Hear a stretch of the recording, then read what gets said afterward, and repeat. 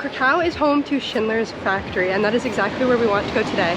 We looked it up online, and it seemed like tickets were all sold out, and then it was really weird with the way tickets were issued, but they said that online you can only purchase tickets if you're part of like a tour group, like a school group. For individuals like us, you can only purchase tickets on the same day at either the museum or at the Visitors Information Center in the Old Town. And we heard that it's super busy, so we wanted to go check at the Information Center beforehand, which I highly recommend doing. We walked in, everyone was super nice, and they gave us a timed entry for 12:20, and it's like 11:30 right now. So we're going to take the tram all the way out there from the Old Town. I'll update you when we get there. We don't know where to buy tickets for the tram. Hopefully it's on it, because we're at the station right now and there's nowhere to buy a ticket and we don't have any cash. So the lady at the information center said that you can buy them at the station or maybe on the tram. I'm a little confused with what she said.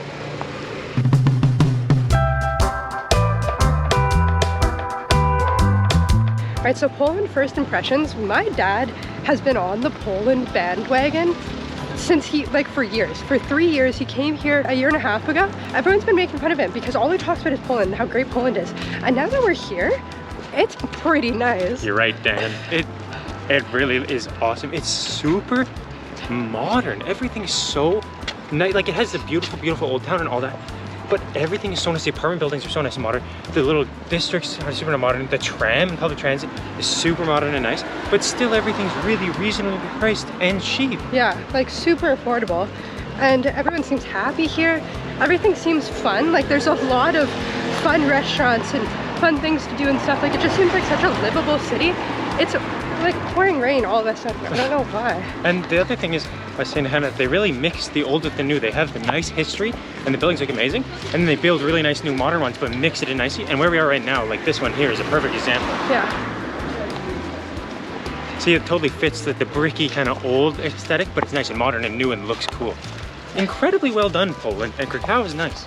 We just got off the tram and we're about to head into Schindler's Factory. And like I said, it's now a museum that covers the entire history of Poland during the war, and as well information about Schindler and all of the people that were saved inside of this factory. So the building is right behind me. And we bought our tickets ahead of time, and we're realizing that that is definitely what you should do. You should definitely buy them at the Visitor Information Center / museum in the Old Town. They will give you tickets, because when you get here, if you don't already have tickets purchased, which as an individual you can only get on the day that you're going to the museum, you have to wait in this huge long line. That literally, I don't know what the line is. Like, it literally doesn't move. I think you just wait to be let in and get a timed entry. I have no idea. Just buy your tickets ahead of time.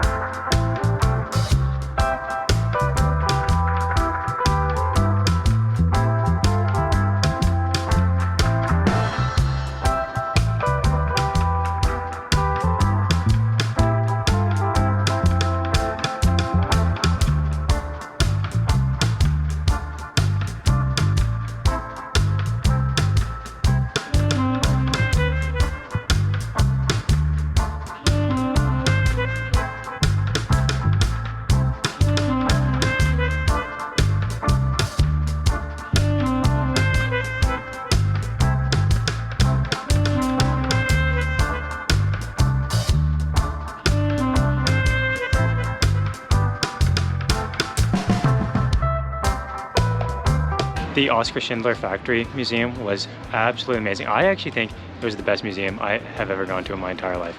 It was stunning. Every room was so meticulously designed. It felt like you were in wherever it was. Like it'd be a street and then a tram, and then you were in a bunker, and then you were in the concentration camp. That's what it looked like. And then you were inside the Jewish walls of the ghetto and in their rooms and what they looked like, and in the underground hiding places. Everything looked perfect. It felt like you were walking through every experience that happened, and all the information was incredible and stunning. It's just a top-notch museum. Like I said, we got to stand in Schindler's office and actually see the exact one. That's actually what it is, which is super cool. And then the art pieces they had, like the pots and pans, then the inside is the actual list around it. It's just amazing. Makes you think. Like, it's horrifying stuff, but they had lots of stuff about decisions too, like the people who decided to be good and did good things, and the people who did bad things out of greed and hatred. So just talking about, even in war times, you can't make excuses. Some people did amazing things, some people did terrible things. So that was really interesting. I just think it was perfect. It was incredibly well done. Best museum I've ever been to, I'm not even joking. And so cool to see from the famous movie, see actually all the stuff, be in it, and get the deep. I learned so much about what actually happened and the real characters and stuff, which was super good. I'm just blown away. Could not have been better. We're at the famous Zabka, iconic Polish convenience store, and we got some food to fuel up after our tour. Look at this. We got a pizza wrap. It's like a pizza folded up in a wrap that you just eat like a sandwich, like a tortilla. It reminds me so much of the convenience stores in Thailand. Like, we got crepes, apple cinnamon crepes and stuff. It's just all of this food that you heat up in the microwave and they'll heat it up for you. Just crazy.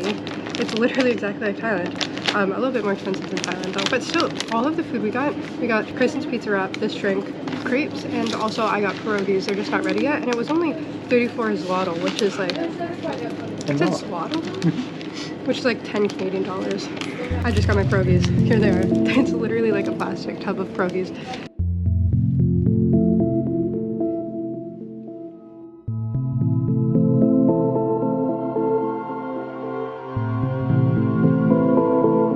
We're now in the Jewish ghetto. We are here at the remnants of the wall, and this is a fragment of the walls that once surrounded this entire area.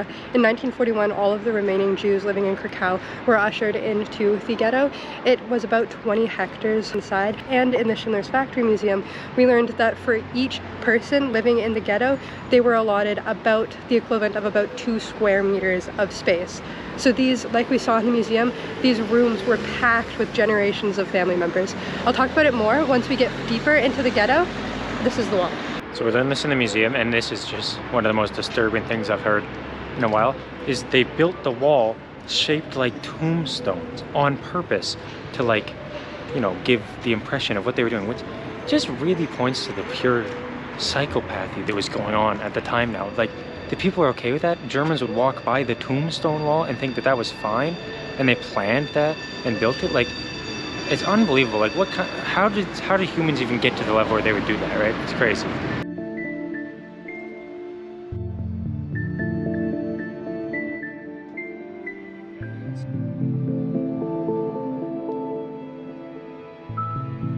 Prior to the war, 1/4 of Krakow's population was Jewish. Like I said, all of the remaining Jews during the war were forced to live inside of the Jewish ghetto. This was one of 5 areas in Poland where Jews were allowed to reside. Right now we're in Hero Square, which was the largest open-air site within the ghetto and later became the site where 68,000 of the remaining Jews were deported to various concentration camps. Now it is a memorial filled with 36 chairs to commemorate the deportation.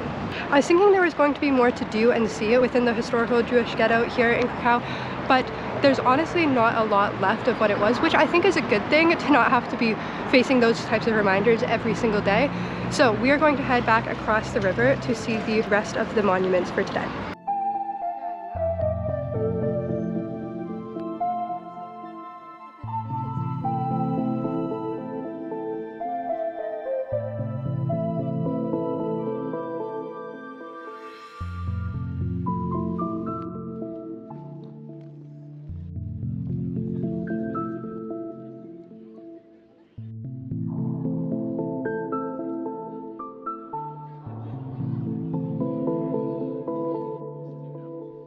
Okay, we're here in the Schindler's List passage, which is just this nice little passageway, buildings on the side and the arches. It's not from like any specific moment in history, but when they filmed Schindler's List, They did a bunch of shots here, so a lot of the famous shots in the movie are from here. And if you kind of look at the pictures of it and compare to the movie, you can see that a lot were shot in it. This map here shows the borders of the ghetto getting smaller and smaller every couple months as they just shrank and shrank and shrank. So it was initially quite small, then got even smaller and smaller. Eventually it was basically 6 blocks, and not very big blocks either.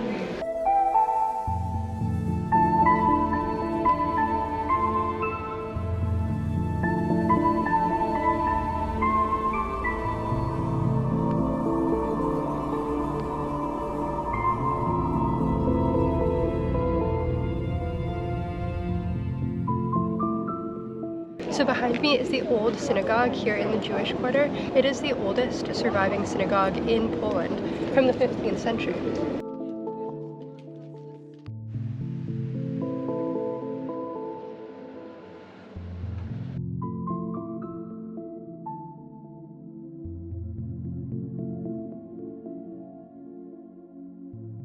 So at dinner, we're at a local restaurant and it's super cool. You go up and you order basically at the counter.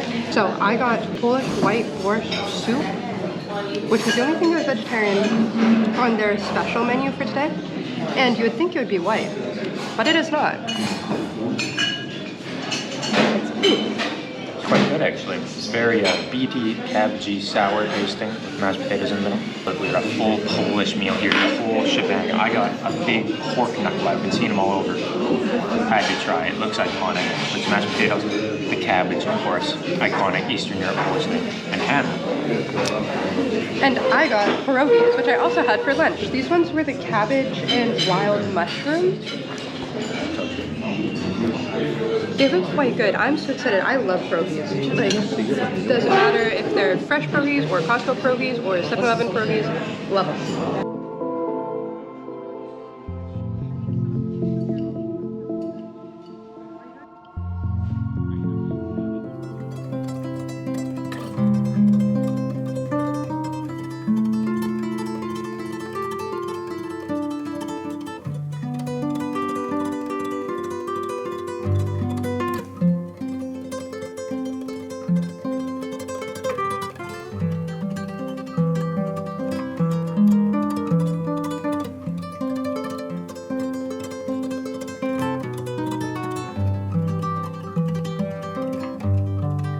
It is the next day, and today we are going to be exploring the historic old town here in Krakow. Our first stop is Wawel Castle, which was built between the 13th and 14th centuries, and it was the home to a bunch of the different Polish kings over the course of its history when Krakow was the capital city of Poland until 1596 when the capital city was moved to Warsaw. So you can explore the castle grounds for free. They are absolutely beautiful, and that is what we're doing right now.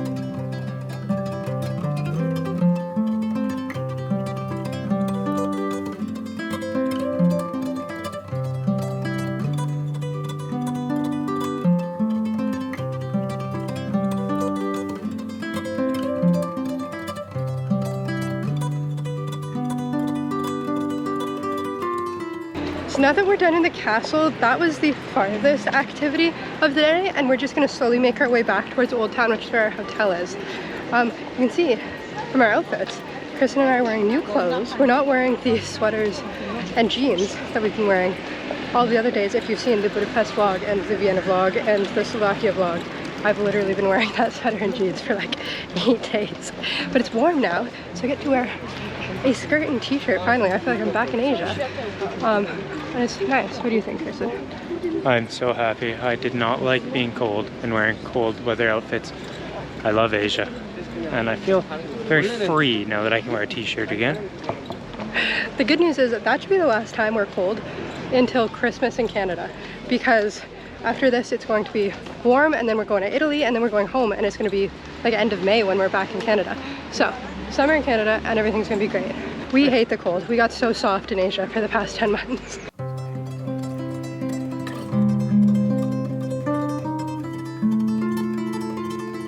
So the entire old town of Krakow is a UNESCO World Heritage Site, and this street right here is the oldest one in the entire city. It's called Kanonica. I'll show you the name. All of the Old Town here in Krakow is so cute. These shops are adorable. I think this is one of my favorite Old Towns we've been in of the entire trip. I just really like the way that they incorporate, like we said yesterday, all of the new buildings in with the old buildings. And I also really like the colors that they chose. I love yellow and I like brown and neutral colors. So I really appreciate this. I like that the streets, everything is slow. Cars never drive fast and there's barely any cars. There's horse carriages, which are super slow. You're really a first-rate citizen when you walk around here because everything's nice and slow and relaxed. Nothing's rushing through. You don't feel scared. And a lot of the streets are just giant pedestrian streets. And even if they're not, the cars like have to slowly go while pedestrians like lazily get out of their way. Love that. The other thing about Krakow that I've really noticed, and it stands out way more than in any other city, is that pedestrians get the right of way, and people here, the locals, are confidently crossing the streets, not even at crosswalks. Like the pedestrians will get the right of way, the cars will stop you, Kristen's right. Pedestrians here are above the cars, for sure. That cars, no one likes them. You drive in a car, you get the bottom priority, which I appreciate. That's how it should be. But not even the cars, like the trams too. Pedestrians will be crossing in front of the trams, and the trams and the buses will just have to stop. It's like the most walkable place we've ever been.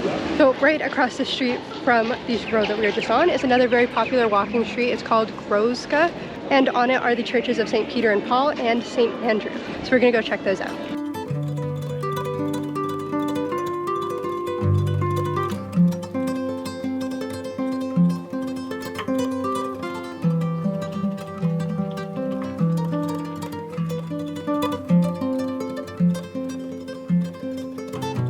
Behind me is the Church of St. Peter and Paul, which is where we're going to go into next. In front of it, it has marble statues of the 11 apostles. Judas is the statue that is missing. And in the basement of the church, there is a crypt featuring prominent members of the community.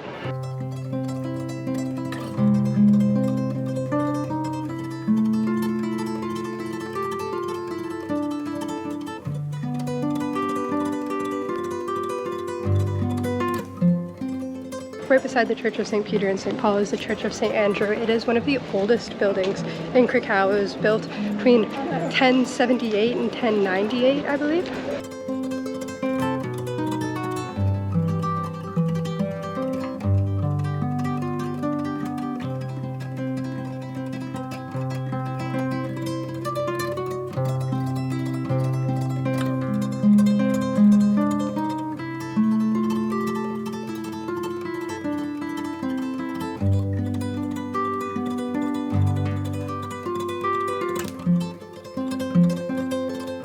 Behind me is St. Florian's Gate. It is the entrance to the portions of the walls that used to surround the old town, and you can still walk on top of them. They call it the Defense Trail. We're gonna go through and see what's on the other side.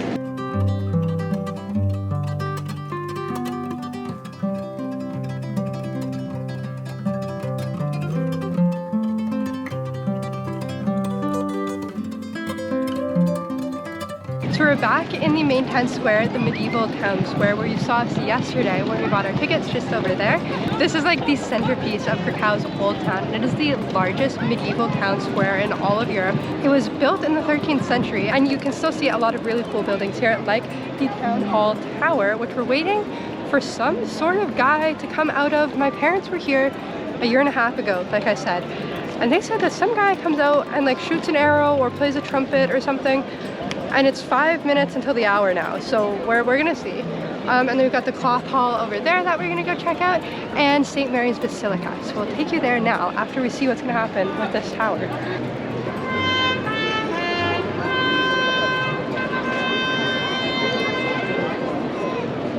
Yeah, see, He's you can tell. in there somewhere in that second half. Yeah.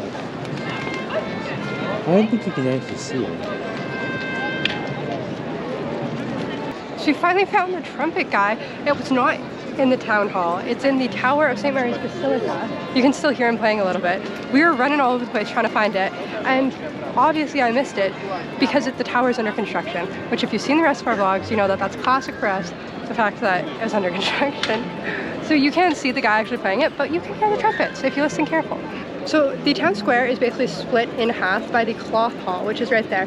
It was once a medieval market hall and is now just filled with souvenir shops. It's very beautiful.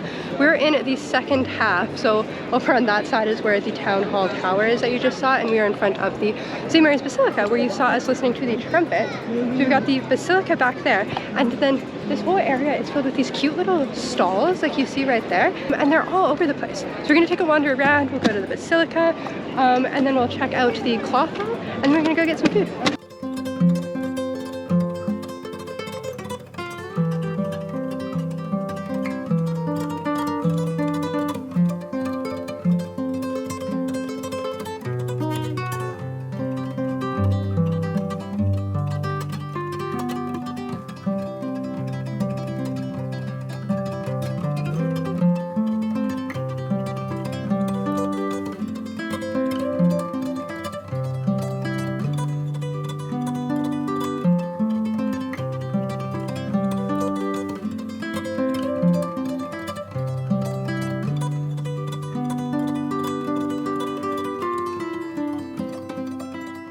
So I think in the museum, I read about this, and when the Nazis came in, there was this big statue that was commemorating a famous war of resistance that happened in Poland, and I think they teamed up with Lithuania. Don't really remember, but anyways, the Nazis came in and tore the statue down because they didn't want it anymore because it was about like Polish history. So they tore it down and cut the big head off the statue, and I think this is it right here, the head off the statue.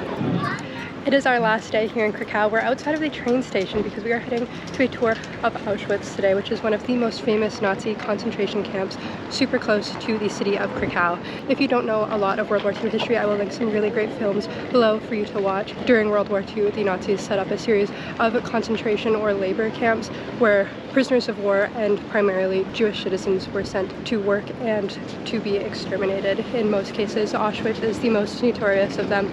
Today we are heading to a tour, like I said, of Auschwitz and Birkenau, which is the other camp nearby. I'm not going to be verbally vlogging like I did when we visited the killing fields in Cambodia when we learned about that genocide, just out of respect. But I will show you all of the clips that I've taken and just take this time to reflect. If you don't want to see that, I'll leave a timestamp on the screen so you can catch up with us after we get back.